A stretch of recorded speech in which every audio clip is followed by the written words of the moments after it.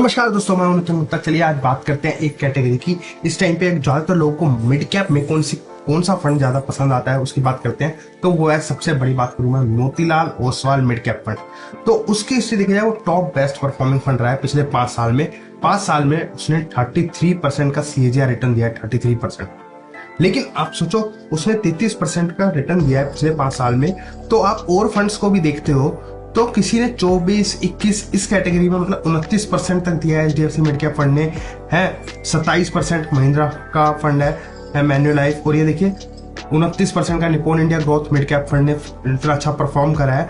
और देखिए अब लास्ट 3 साल का डाटा देखते हैं तो लास्ट 3 साल में मोतीलाल ने किस तरीके से परफॉर्म करा है। 26% का CAGR रिटर्न दिया है और बाकी फंड ने भी 22-30। मतलब एक कैटेगरी होती है जिसमें मतलब कोई 32 दे रहा है तो कोई 30 दे रहा हो, कोई 29 दे रहा हो, कोई 26 दे रहा होगा, लेकिन पैसा तो आपका 29, 25 और जो अगर 20% का भी रिटर्न आ रहा होगा CAGR, उसमें भी पैसा बनेगा। अब सोचो, ये Motilal Oswal mid cap fund अगर पिछले 5 साल में 32% का रिटर्न दे रहा है तो पिछले 10 साल का डाटा देखते हैं तो उसी फंड ने, Motilal Oswal mid cap fund ने 10 साल में सिर्फ 17.5% का CAGR रिटर्न दिया है पिछले 10 साल में। और सोचो, अब आपको क्या लग रहा है कि पिछले 5 साल में 32-33% का रिटर्न आया है तो मैंने सबसे ज्यादा पैसा बनाया होगा, और जिसने पिछले 10 साल में निवेश करके चलाया वो एक लमसम अमाउंट डाल के चलाया और उसका रिटर्न आया सिर्फ 17.5% का, तो उसने कम पैसा बनाया। आपके माइंड में भी क्या ऐसा आ रहा है? चलो कैलकुलेशन करके देखते हैं। बेसिकली अगर सपोज लमसम 1 लाख रुपए है,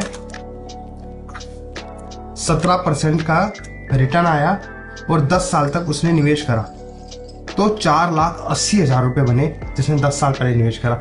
लेकिन जिसने 30% का CAGR रिटर्न आया, यहाँ पे मैक्सिमम 30 ले रहा है और 5 साल के लिए निवेश करा तो भी उसका 3,71,000 बना। तो सोचो, रिटर्न ज्यादा मैटर नहीं करता। रिटर्न अगर कम भी आ रहा है, आपका सबसे ज्यादा इंपॉर्टेंट देता है टाइम। आप कितने टाइम के लिए निवेश कर रहे हो, कितनी लॉन्जिविटी है आपके निवेश में, कितने लॉन्ग टर्म होराइजन के लिए आप निवेश कर रहे हो। जितने जल्दी आप लॉन्ग टर्म के लिए निवेश करोगे उतना ज्यादा आप पैसा बनाओगे, तभी आपकी वेल्थ बन पाएगी और तभी आप पावर ऑफ कंपाउंडिंग को देख पाओगे। नमस्कार।